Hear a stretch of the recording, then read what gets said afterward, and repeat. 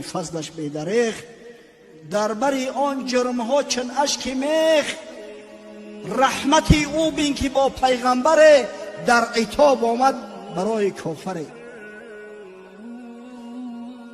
حق تعالی گفت قارون زار زار خواند ای موسی تو را 70 بار، تو ندادی هیچ بار او را جواب. ولی حضرت دملا قبل از نماز تراویح قصه قارون را گفت میکنم، اما از بس که وقت تنگای دیگه دستگیر کردن نتوانست.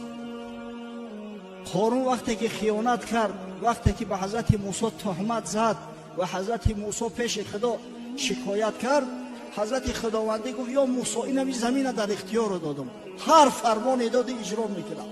موسی از فرط خشم و غضب گفت ای زمین با تمام مال ثروتش بکشش. زمین کشیده است قارون و قارون گردنکش کج یا موسی یا موسی تا زمانی که زیر خاک شد دهنش محکم شد 70 مرتبه یا موسی یا موسی گفته است. اگر خدای بزرگ ببینه به حضرت موسی چی میگه؟ حق تعالی گفت قارون زار زار خواند ای موسی تو را 70 بار، تو ندادی هیچ بار او را جواب. گر بزاری یک رحم کرده خطاب، شاخ شرک از جان او برکنده می، خلعت دین بر سرش افکنده می. اگر گفت این بدبخت جای ما 70 بار موسی گفتن، اقلا یک بار یا الله می گفت، من امیره هدایت میکردم، از شرک خلاصش میکردم. استغاث بک عبادی فلم ترحمهم. امام غزالی آورده است قصه را در احیاء العلوم، میگه خداوند به حضرت موسی گفت استغاث بک عبادی فلم ترحمهم، بنده های من از تو کمک خواستم تو رحم نکردی. و عزتی و جلالی لو دعونی لوجدونی قریبا مجیبا. قسم به عزت جلالم اگر مرا دعوت میکردن اجابت میکردم. تو ندادی هیچ بار او را جواب. خاکسارش سر فرو بردی به خاک، گر تو او را آفریده بودی در عذابش آرمیده بودی. اگر تو ایره خلق میکردی آیا در همه عذاب و عقوبتش صبر کرده میتونستی؟ آن که بر بی رحمتان رحمت کند، اهل رحمت را ولی نعمت کند. او پروردگاره که بر بی رحمتان رحمت میکنه. آخی الحمدلله ما و شما اهل روز رمضان هستیم، ما اهل قرآن هستیم، اهل قرآن اهل الله هستند. البته که دعای ما پیش پروردگار اجابت میشه. رحمتی او بین که با پیغمبر در عتاب آمد برای کافر. این رحمت خدا را شما معاینه کنید که با یک پیغمبر اولوالعزم و بزرگ خودش از برای یک کافر عتاب کرده است. حق تعالی گفت قارون زار زار خواند ای موسی تو را 70 بار، تو ندادی هیچ بار او را جواب. گر بزاری یک رحم کردی خطاب، شاخ شرک از جان او برکندمی، خلعت دین بر سرش افکندمی. امام قرطبی در تفسیر معروفش روایت میکند، یک روایت اسرائیلی را که خداوند وحی فرستاد به حضرت موسی، گفت یا موسی استغاث بک عبادی فلم ترحمهم.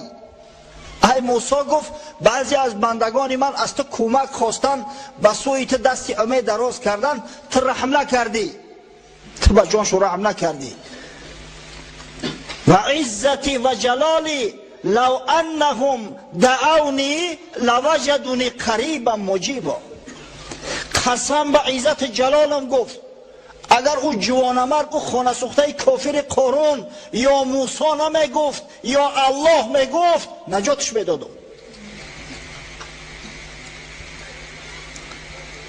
تو ندادی هیچ بار او را جواب. 70 بار یا موسی گفت. خاکسارش سر فرو بردی به خاک. واقعا خوبش کرد خداوند در همون زیر زمین کشید بردش. این پروردگار بسیار مهربان است، بسیار رحیم ای، بسیار غفور ای.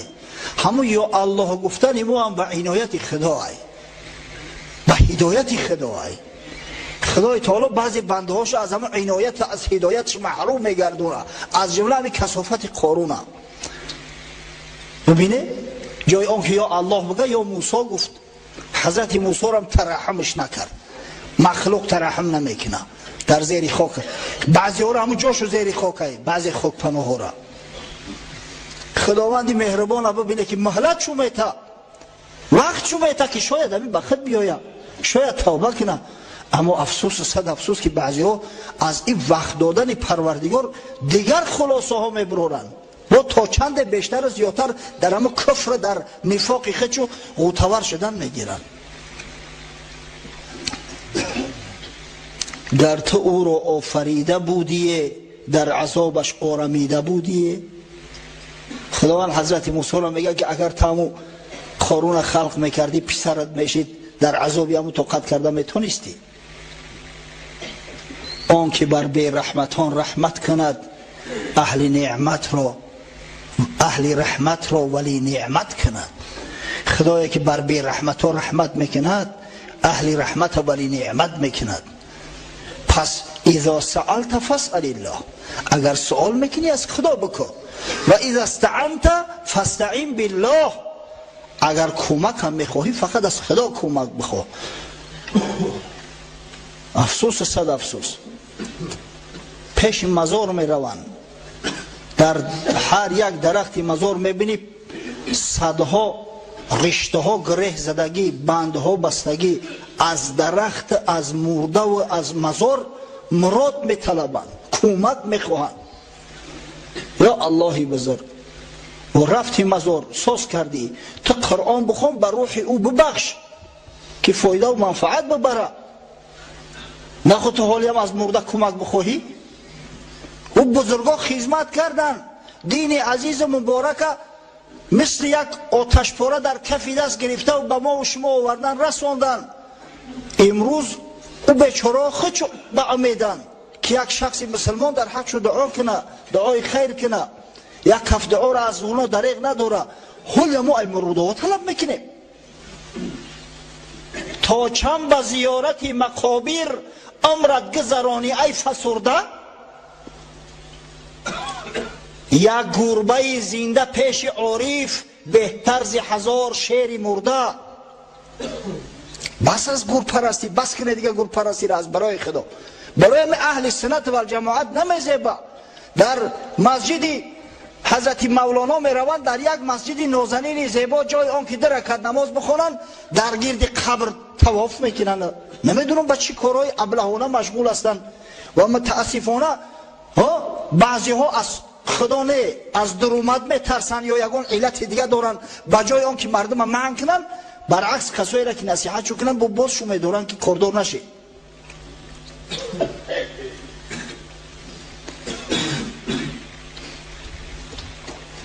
هر کاری خیر، هر عمل خیر تا زمان به خاطر خدا انجام داده می شود، خدا صاحب او کار را نگه می داره، محافظتش میکنه، زیان و گزند کسی به او نمی رسد. اما به خاطر دنیا شد وای به حالش که او کثافت از یک رشته می ترسه، از یک بند تناب می ترسه، از یک درخت می ترسه، سخنش هم اثر نمیکنه دیگه. ها طمع داره، بگذار همون رشته را در درخت چنار ببنده و بیاره 10 سوم کیسه بدوزه. ای سرت مانه و 10 سومت بگه در پیش خدا مسئول جواب میگوی. من کسایی را در نظر دارم که مسئولیت دارن برای پند نصیحت مردم، اما افسوس، صد افسوس که برای همون 10 سوم و 20 سوم از بحر شریعت میگذرن.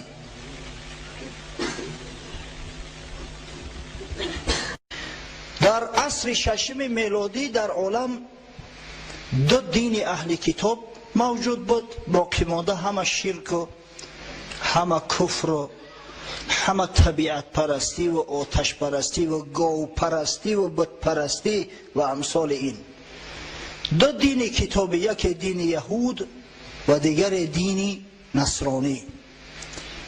یهودی ها اگر چند ملت موحد بدن، اگر چند اکثر کل پیغمبران خدا از میان این ملت مبعوث گشته است، اگر چند که شریعت حضرت ابراهیم علیه السلام، شریعت حضرت موسی علیه السلام، شریعت هارون و امثال اینها در بینشون رایج بود، اما متاسفانه در عصر شش علاقه به سبب پراکنده شدن، به سبب بدعت های زیاده که اختیار کردند، به سبب تأثیر ملت خلقهایی که بالای یهود غلبه کرده و آیین رسم رسوم خودشون در بالای مردم یهود تحمیل کرده بودند، علاقه دیگر موحد اونها را نامیده نمیشد. واقعا امام ابوالحسن ندوی معرخ بسیار بزرگ اسلامی و جهانی از انسیکلوپدیای یهود اقتباسات آورده است. وقتی میخوری در تعجب میمانی که اصلا میگوید بنی اسرائیل یهودی ها به بتپرستی یک میل به نهایت زیاده داشتند، بسیار میل رغبت و قوی بود. اگر چند اینقدر پیغمبری موحد در بینشون مبعوث شده است، اگر چند همیشه دعوتشون میکرد، اما باز در یک گوشه قلبشون همیشه یک جا بود برای بت که مثالش برای مثال دور رفتن در کار نیست. قرآن ده ها مثال باریز از برای ما و شما میدهد، تورات و انجیل ده ها مثال باریز از برای ما و شما میدهد. حتی در زمان موسی علیه السلام پیامبر اولوالعزم، یکی از 5 پیامبران بزرگترین خدا که در روی زمین مبعوث گشته‌اند، پیغمبری که معجزه‌اش همراهش بدن، عصای حضرت موسی و ید بیضا همیشه همراهش بدن، معجزه‌ای که تمام بنی اسرائیل در زمان حیات بدن موسی علیه السلام اونا را دید. پیغمبری که نجات شد بنی اسرائیل از ظلم فرعون، از قتل و خونریزی هایی که فرعون و فرعونی ها نسبت این قوم دایر می ساختند. اما ببینه که در یک مدتی که حضرت موسی علیه السلام با درخواست و طلب بنی اسرائیل به کوه طور رفته بود از برای آوردن لوحا، تاز یک بار دیگه با اثبات شکنه که آخه من پیغمبر خدا هستم، این دین خدا هست، گوساله پرست شدن. سامری یک گوساله را از طلا درست کرد، با لعل زبرجد زینتش داد و مردم بنی اسرائیل در لحظه همین گوساله سجده میکردند، گوساله پرست شدند. حضرت مولوی روم میفرماید گفت موسی با یک مردی کمال که بدندیش از تعصب و زلال 100 گمانت بود در پیغمبریم، با چنین اوصاف این خلق کریم. موسی میگه به یک نفر از همون بنی اسرائیل که از راهباشو بود مراجعت کرد که روی تو در قور، گفت ملعون، من پیغمبر خدا، یک پیغمبر نازنین، 100 شک شبهه نسبت من در دل داشتی و داری، با وجود آن که اینقدر اخلاق حمیده دارم، با وجود آن که معجزه های ابد زنده دارم، با وجود آن که دیدی که معجزه من عصای من چه نوع سحر ساحرای فرعون فرو برد، اما در دل تو تا حال شک و شبهه هست. 100,000 معجزه دیدی زی من، 100 گمانت میفزود و شک زن.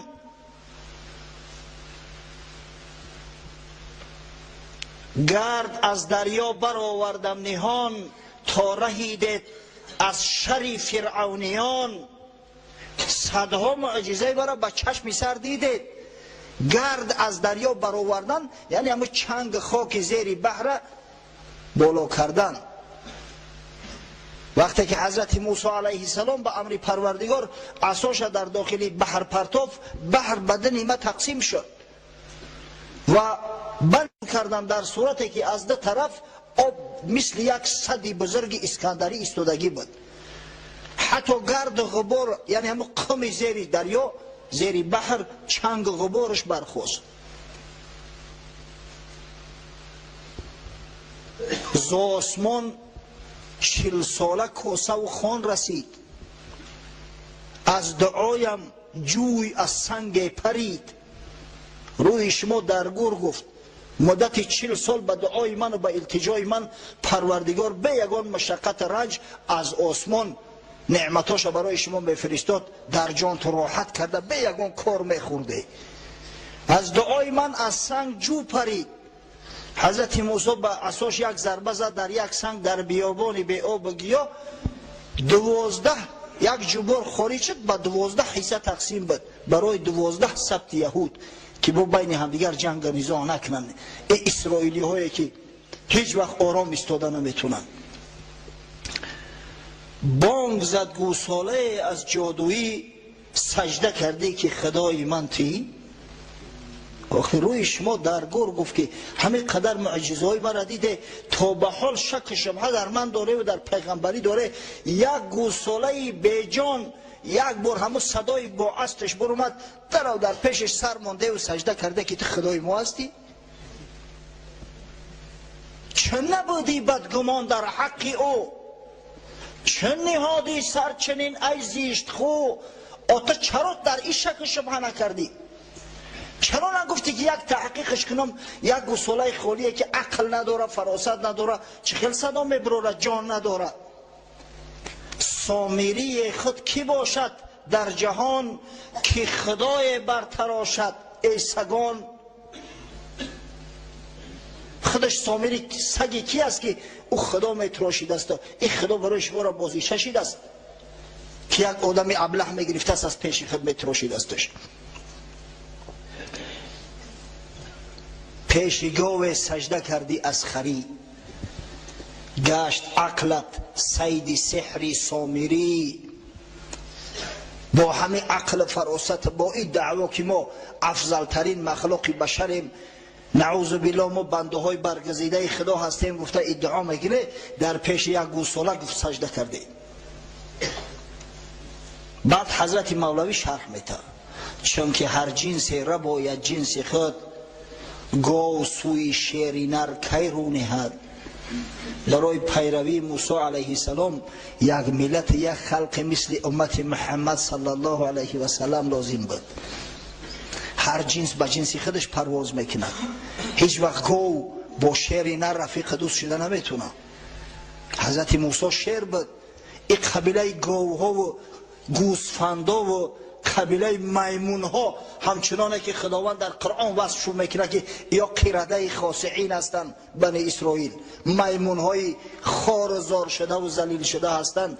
اینا از کجا با شیر میتونن که معامله کنند و خوب بگیرن؟ آن ابو بکر از محمد برد بو، گفت هذا لیس وجه کاذب. حضرت ابو بکر صدیق شیر خصال بود، از محمد صلی الله علیه و سلم در کرد، با فراست دریافت که این پیغمبر خدا است. گفت این چهره ای به چهره کسایی نمیمونه که دروغ میگن. از چنین شخص دروغ انتظار شدن یک حماقت است، امر محال است. چه نبود بوجهل از اصحاب درد، دید 100 شقی قمر باور نکرد. اما ابو جهل ملعونه که خدای تعالی هدایتش نکرده بود، از شیر مردای خدا نبود، با چشم خود شقی قمر دید که در آسمان چی نو با اشاره انگشت سبابه محمد صلی الله علیه و سلم خداوند ماه 10 حصه تقسیم کرد، اما باورش ناومد، باورش نکرد. آینه دل صاف باید تا در او، واشناسی صورت زشت از نکو. ایشون بباره رحمتی. آینه دل صاف باید تا در او، واشناسی صورت زشت از نکو. برای آنکه صورت زشت از نکو فرق کنه، برای آنکه ابو بکر از ابو جهل فرق کنه. شان مولانا را رفتین خوش آمدی بایشون پیشش بیاریم. یک کس مهمان خدا نگهبانش باشه. بشینی بشینی.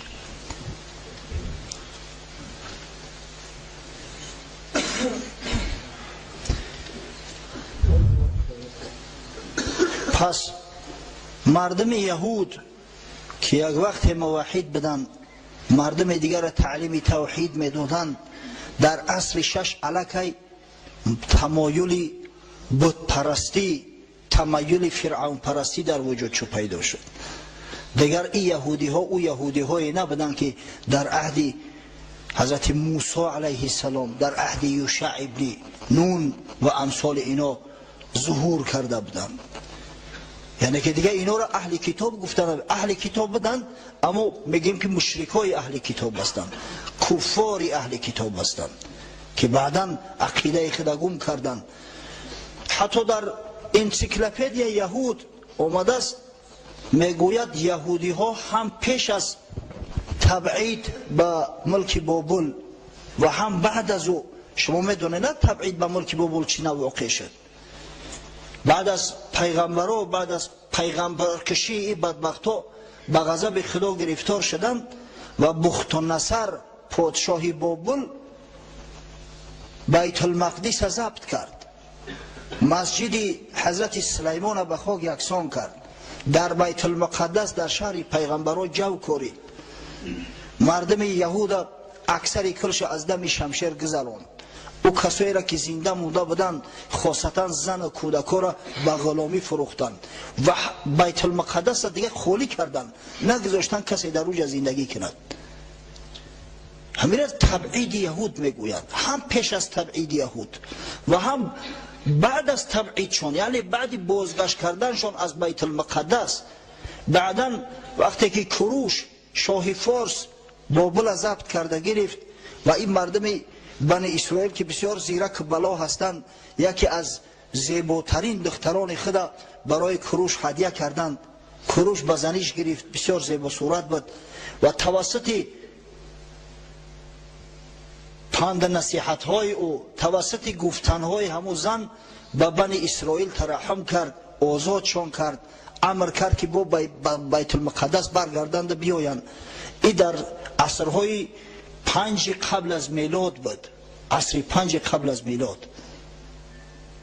حتی بعد همو آمدن شونم میگن نشانه های بت پرستی و تمایل به بتگرایی بنی اسرائیل در کتاب هاش و خاصتا در کتاب تلمود موجود است. این